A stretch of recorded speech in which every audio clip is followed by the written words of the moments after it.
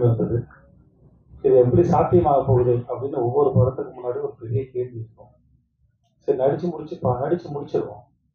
ஏன்னா கதை கேட்கும்போது மட்டும்தான் அந்த கதையோட அட்ராக்ஷன்ஸ் அதோட வேலை செய்ய அந்த கதை அட்ராக்ட் பண்ணக்கூடிய பாயிண்ட்ஸ் எல்லாம் தெரியும். நடிக்கும்போது தெரியாது, வெறும் கேல்குலேஷன்ஸ் மட்டும். நடிச்சு முடிச்சதுக்கப்புறம் எனக்கு சுத்தமாக தெரியாது. இது ஒரு ஒர்க் அவுட் ஆகும், ஒரு 5% தெரியலாம். அப்புறம் வேற யாரையாவது கூப்பிட்டு வந்து அவங்களுக்கு எடிட்டர் கேட்டு எடிட்டர் அசிஸ்டன்ஸ் கேட்டு இந்த மாதிரிலாம் கேட்டு தான் இந்த சீன் ஒர்க் அவுட் ஆகும் புரிஞ்சிருக்கா அப்படின்னு யாரையும் கேட்டு தெரிஞ்சுக்க முடியும். ஆனால் அந்த கேட்குற ஒவ்வொரு பாசியும் மொத்த மாலையாக கற்பனை பண்ணவே முடியாது மனசில். ஸோ ஆனால் ஓரளவு நம்பிக்கையோடு தான் நாங்கள் இருந்தோம். உங்களுக்கு ஷோ போகிற மாதிரி வரைக்கும் நிறைய பேருக்கு போட்டு காமிச்ச ஒரு நம்பிக்கையில் உங்களுக்கு பிடிக்கும். ஒரு ஆவரேஜ் இல்லை அபவ் ஆவரேஜில் அந்த படம் வந்து எங்கள் தயாரிப்பாளருக்கு வந்து போட்டு காசு எடுத்து கொடுக்கணும் அப்படின்னு ஒரு நம்பிக்கையில் இருந்தோம். ஏன்னா என்னுடைய முந்தைய படங்கள்லாம் சரியாக போகாதனால ஒரு நண்பர் சொன்னார், இந்த மாதிரி என்னோட படம் ஒரு பேனர் ஏற்றும்போது வந்து விஜய் சேதுபதிக்கு இனிமேல் பேனர் ஏற்றினா கூட்டம் வரப்போகுது அப்படின்னு ஒரு 2-3 படத்துக்கு முன்னாடி சொன்னதா என்கிட்ட சொல்லும்போது நானும் வந்து ஒரு வேளை என்னன்னு தெரியல ஒரு கணக்கில் ஆக்கப்பட்டு அதெல்லாம் யோசித்து இந்த படத்தை செய்யலாம் இல்லை. இது எந்த விதமான எமோஷனுக்காக அதை சொல்லவில்லை. இந்த மாதிரி நிறைய கேள்விகள் வந்து என்னை சுற்றி ஓடிட்டே இருந்தது. அந்த கேள்விகளுக்கு பதில் சொல்வதற்காக மகாராஜா பண்ணலை. ஏன்னா அந்த இடத்துல பண்ணால் அதை உருப்படாது. அதனால யோசிச்சு பண்ணல. கேள்வி எதையும் நாங்கள் எழுப்பவில்லை. என்னை சுற்றி இருக்கவங்க தான் கேள்வி எழுப்பினாங்க. என்னை சுற்றி இருக்கவங்க தான் பதிலும் சொன்னாங்க. அந்த பதிலாக மகாராஜா அமைஞ்சதுல நான் நெத்திலனுக்கும் சுதம் சாருக்கும் ரொம்ப பெரிய நன்றியாக சொல்லிக்கிறேன். நீங்கள் படம் பார்த்து முடிச்சு அன்னைக்கு நடந்த ப்ரெஸ் மீட்டில் கேள்விலாம் கேட்டு அப்படிலாம் போகிறேன். அன்னைக்கு நான் ரொம்ப சந்தோஷமாங்க. ஏன்னா நீங்கள் எல்லாருமே கேள்வி கேட்டாலும் சிரிச்ச முகத்தோடு சந்தோஷத்தோடு எனக்கு கேட்டுருந்தீங்க. அந்த மூமெண்ட் நாளைக்கு மக்கள் பார்க்க போகிறாங்க. இன்னைக்கு நீங்கள் பார்த்துட்டு அந்த இரவு ரொம்ப இனிமையான இரவாக இருந்தது. அது முடிச்சுட்டு அந்த மோஸ்ட்லி நான் பேசுனதான் உட்காந்து பார்க்க மாட்டேன். என் படம் பார்க்குறது எனக்கு பிடிச்சமா இருக்கும். அந்த ஒரு 14 நிமிஷம் 10 நிமிஷம் நினைக்கிறேன் அதை உட்காந்து பார்த்ததுல ரொம்ப சந்தோஷமாக இருந்திருக்கு. அந்த நேரத்தில் நான் படம் பார்த்து நீங்கள் வரவேற்பது பார்க்குறேன். ஸோ உங்கள் அனைவருக்கும் மிக்க நன்றி. உங்களிடம் இதுவரை இருந்த உறவும் இனிமையானது, இனிமேல் தொடர போகும் உறவும் இனிமையானது. உங்கள் அனைவருக்கும் மிக்க நன்றி. மக்களுக்கு ரொம்ப பெரிய நன்றி. உங்கள் ரசனைக்கு ரொம்ப நன்றி. என் மீது வைத்த நம்பிக்கைக்கு நன்றி. இந்த படத்தை மீது வந்து ரசித்து முன்னாடி நாங்கள் சொன்ன மாதிரி இந்த படத்தை பற்றின அந்த பிளாட்ஸை மக்கள் கண்ணியத்தோடு மற்றவங்களுக்கு சொல்லாமல் அதை காப்பாற்றவும் நான் நம்புகிறோம்.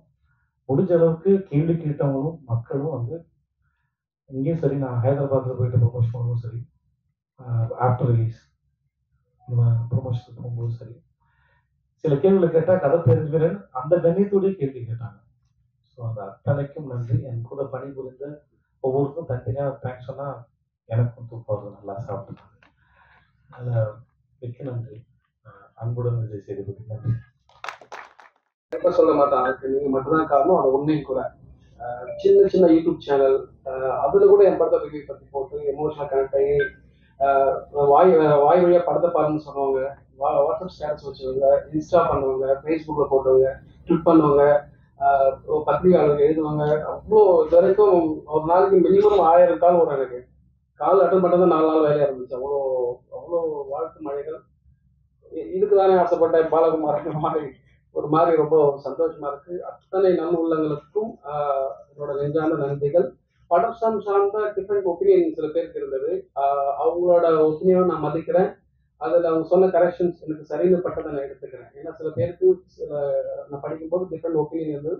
அந்த ஒப்பீனியன் மேலே நான் மரியாதை செலுத்த ரெஸ்பெக்ட் தான். அதில் எனக்கு அவங்க சொன்னது சரி அப்படிங்கிறத நான் அக்செப்ட் பண்ணிக்கிறேன். அதை நான் அடுத்த படங்களை சரி பண்ணிக்கிறேன். ஸோ உங்களுக்கு முழுக்க நன்றி. போன முறை சொல்லும்போது என் அசிஸ்டன்ட் டைரக்டர் பேர் சொல்லும்போது சுரேஷ் விட்டேன். அருவாய்க்கு வேண்டாம் எனக்கு பேர் எப்படி விடலாம் அப்படின்னு. அதனால சுரேஷுக்கு மட்டும் நன்றி. இது எல்லாருக்கும் போன முறை சொல்லி டாக்ஸ் பண்ணிருக்கீங்க.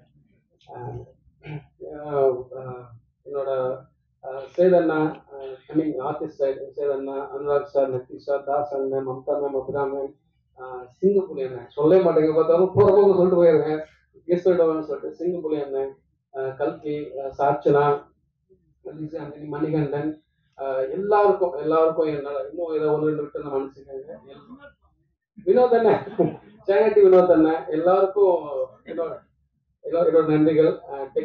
டெக்னீஷியன் டீம், கிலோ, GKP, Aju, art director Selvakumar sir, முக்கியமாக எங்கள் இபி குமார் அண்ணன், எல்லாருக்கும், இன்னும் டிசைன் பண்ணவர் ராஜா கிருஷ்ணன், தண்டோர டிசைனர், சவுண்ட் சைட் பண்ண ஒலி, சிஜி பண்ண பிரசன்ட் பிக்சர், ஐ மீன் பேர் என்ன பிக்சர் லைட், சாரி, இன்னும் இருக்கிற எல்லா டெக்னீஷியன் டீமுக்கும் என்னோட நெஞ்சார்ந்த நன்றிகள். சேதனை பற்றி நிறைய சொல்லியிருக்கேன். ஒரு இன்சிடென்ட் மட்டும் சொல்ல ஆசைப்படுறேன். அவரு நான் முன்னாடி சொல்லியிருக்கேன், is a great actor, there is no doubt about that. But அதோட ஒரு பெரிய மனுஷன். ஒரு நாள் ஷூட் பண்ணிட்டு இருக்கும்போது யதார்த்தமாக ஷூட் பண்ணியிருந்தா ஒருத்தன் பொம்மை கடை மாதிரி வச்சிருந்தான் தள்ளு வண்டியில். அவன் ரெக்கார்டு வச்சிருந்தான், கூறு 3 ரூபா, கூறு 3 ரூபா மாதிரி, கூறு 50 ரூபா, கூறு 50 ரூபா வச்சிருந்தான். அந்த ரெக்கார்டை வாங்கி இவரு, நான் செல்வரி பேசுறேன், கூறு 50 ரூபா, கூறு 50 ரூபா, கூறு 50 ரூபா, கூறு 50 ரூபான்னு எடுத்து அது இது ப்ரொஃபஷனல் பண்ணியிருந்தா ஒரு கோடி ரூபாய் சம்பளம் நினைக்கிறேன். எனக்கு அந்த மொமெண்ட் என்ன லைஃப் மறக்கவே முடியல. அசால்ட்டா அவங்க அதான் சொன்னேன், சேவன் வந்து மெயின் மக்கள் அது பெரிய மனுஷன், நிறைய சொல்லலாம். எல்லாரும் கேட்குறாங்க, சிங்கப்புலி எப்படிப்பா அந்த கேரக்டருக்கு சூஸ் பண்ணேன் அப்படின்னு. நான் ஒரு இன்சிடென்ட் சொல்ல ஆசைப்பட்டேன். அங்கதான் அவரை நான் சூஸ் பண்ண ஆசைப்பட்டேன். தொப்பின்னு ஒரு ஆடியோ லான்ச்சு, தொப்பின்ற ஒரு படத்தோட ஆடியோ லான்ச்சு. எல்லாரும் பேசிட்டாங்க. அந்த ஆங்கரை வந்து சிங்கப்புலி என்ன கூப்பிடுறாங்க, அடுத்ததாக சிங்கப்புலி வந்து பேசுவார் அப்படின்னு சொல்லிட்டு போயிட்டாங்க. மனுஷனுக்கு என்ன கோவம் வந்துச்சுன்னு தெரியல. இந்த சாப்பிட்டுட்டு பல்லு இடுக்கல கறி மாட்டுக்கல, அப்போ நாக்கு வந்து தொலாவிட்டு ரூபா அப்படி அப்படி வந்து பேசி மைக்கு பிடிச்சி சொன்னார். என் பேர் சிங்கப்புலி, நான் வந்து அல்டிமேட் அது பேச அல்டிமேட் சார் அஜித் நடிச்ச ரெட் படத்தோட டைரக்டர் நான் தான். சூர்யா சார் வச்சு மாயை பண்ணியிருப்பேன். பாலா சார் படங்களை அப்படின்னு அவரோட ஹிஸ்ட்ரி ஃபுல்லாக லென்த்தாக சொல்லிட்டு என்னை வந்து போகிற போக்கு சிங்கப்புலி பேசுவார். ஒரு மனுஷன் அத்தனை கோவத்தை அடிக்கிட்டு அப்படின்னு பேசின அந்த ஆட்டிடியூட் இருக்குல்ல, பின்னாமல் கூப்பிட்றாந்தாள் அப்படின்ற மாதிரி, எங்க வேணும்னு என்ன நீ வானே நீ பண்ணி அழுதுருவேன் அப்படின்ற மாதிரி கூப்பிட்டு கெஞ்சு கூட்டாடி நடிக்க வச்சுட்டேன்.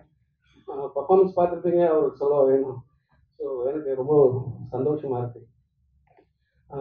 முக்கியமாக முடிச்சுட்டு அடுத்து படம் பண்ணுன்ற முனைப்பில் இருக்கும்போது ஜெய் மீடியா என்னை கமிட் பண்ணாங்க. என்னையும் அண்ணாத்த டைரக்டர் ராஜ்குமார் அவரை கமிட் பண்ணாங்க. கமிட் பண்ணும்போது ஒரு கதை கேட்டாங்க. நான் ஒரு கதை சொன்னேன், எனக்கு ரொம்ப பிடிச்சிருந்துச்சு ஸ்கிரிப்டு. ஃபர்ஸ்ட் டைம் என்னை கூப்பிட்டு அவங்க டைட்டில் பண்ணாங்க தான். ஸோ கதை சொன்னோடனே அவர் இப்படி பார்த்தாரு, இதெல்லாம் எப்படி எங்கள் படம் பண்ணுறது, பைத்தியக்காரா அப்படின்னாரு அவரு. இல்லை என்ன ஒர்க் ஆகுங்க. ஸோ ஜெய் மீடியாவில் ஜெய் சார்கிட்ட கூப்பிட்டு போனாங்க.